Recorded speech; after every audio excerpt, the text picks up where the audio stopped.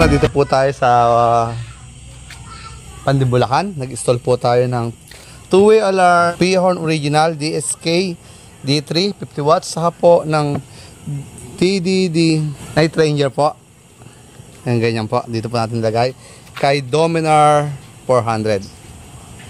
Dito po natin nilagay po yun TDD natin. Dito po yung DSK natin. Tapos meron po tayong bracket dito na sec po tayo, hindi po yung chupo-chupo. Sec po yan. Dito sa kabila rin po siya. TDD, MDL. Tapos yung busina natin dito natin nilagay.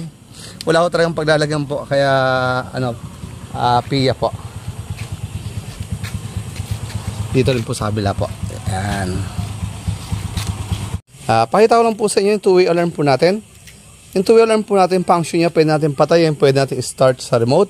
Pwede, nilak po natin yung remote. Pagbaba natin, lock. Yung motor po natin, unang galaw, warning. Pangalawang attempt ng pagnanakaw, mag-a-alarm siya sa remote, pati sa motor. At mag-a-hazard po siya.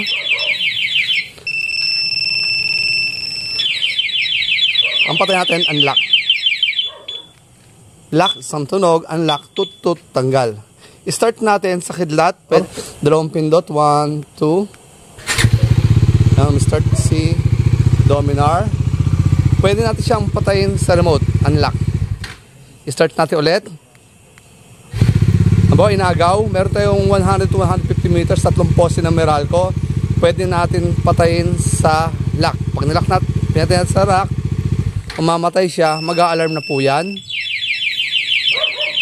Hindi na rin po mapapaandar po ng magnanakaw yan. Kahit susian na magnanakaw, kahit anong gawin, hindi na po siya aandar. Para mapaandar, unlock po natin. Pag in-unlock natin, pag na-unlock, saka pa lang po siya mapapaandar. Once na nakalock yung motor natin sa remote, hindi na po mapapakinabangan po yung motor natin. Ang patay natin, unlock ulit. Yan po. Tapos meron po tayong locator. Ito po yung locator natin, motor finder. Sa mall ka, hanapin mo motor mo. Yan, locator natin. Tapos meron tayong silent mode. Silent mode dito na mag-a-alarm sa remote. Sa motor hindi, para di nakakabulaw sa kapitbahay, para alam din natin kung may sumasalbahay sa motor natin. 5 pindot sa lock. May bilangin pa natin tunog. 1, 2, 3, 4, 5. Pag pindot mo, dutong ng 3. Pag ginalaw po na magnanakaw, dito lang po siya mag-a-alarm sa remote. Pag naroon po tayo sa vicinity po ng 100 to 150 meters, tatlong pose, mag-a-alarm po siya. Pero kahit wala ho tayo, hindi pa rin mapapaandar motor.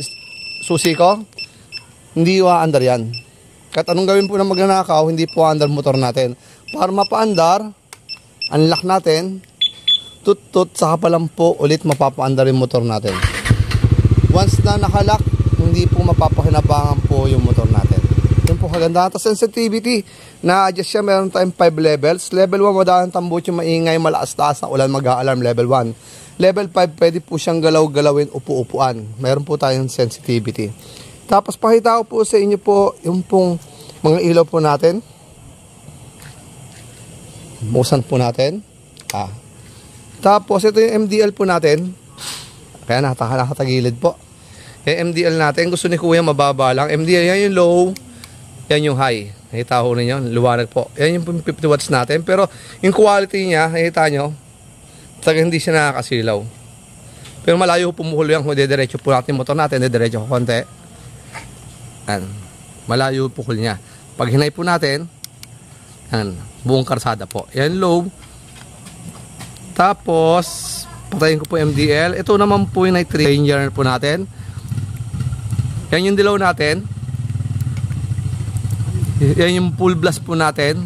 As ito po yung puti lang. Yan yung puti, low. Tapos ito yung dilaw natin. Tapos ito yung full blast po natin, yung isang malaki. Yan. Pwedeng sabay-sabay po lahat. Meron tayong 7 modes sa Night Ranger po. Ganito po ginamit natin switch. Halos switch na 3 po. Tapos, ito po dito natin nilagay yung